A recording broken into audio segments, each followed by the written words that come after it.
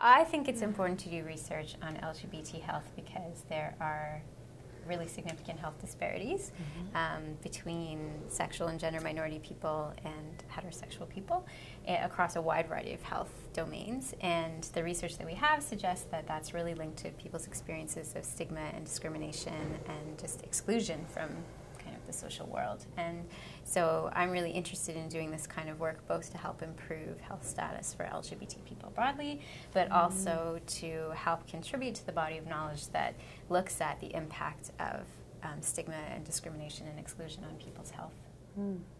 What do you think, Loralee? I'm glad you do that work. And I work at Rainbow Health Ontario, as you know. And at Rainbow Health Ontario, our mandate is to try to increase capacity in health and social services in Ontario to serve lesbian, gay, bi, and trans people because our communities are significantly underserviced and cannot find health care often across the province. So that's why Rainbow Health was established, was to try to create capacity so that people can get care in their own communities. My role in that is focusing on research and policy because one of the problems when we're trying to advocate for services for our communities is that there's no data. And so to do work with policymakers, we need data and research to be able to talk to them.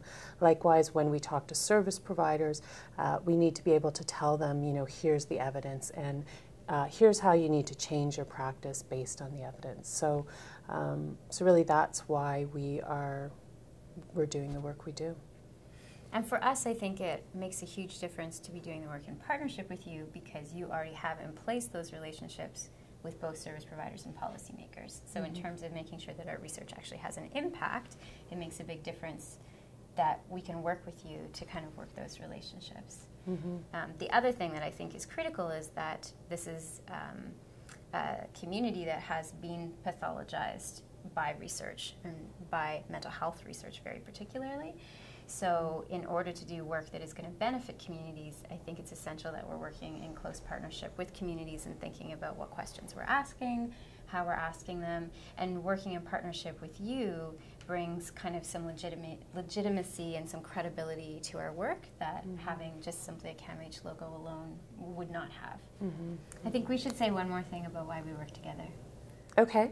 Because I think it's more fun. Seriously though, I think it's more fun because I think that we have a great time in our work together. I think our meetings are fun and everybody is excited and engaged and really dedicated to seeing the work that we do make a difference in people's lives. And that's really rewarding.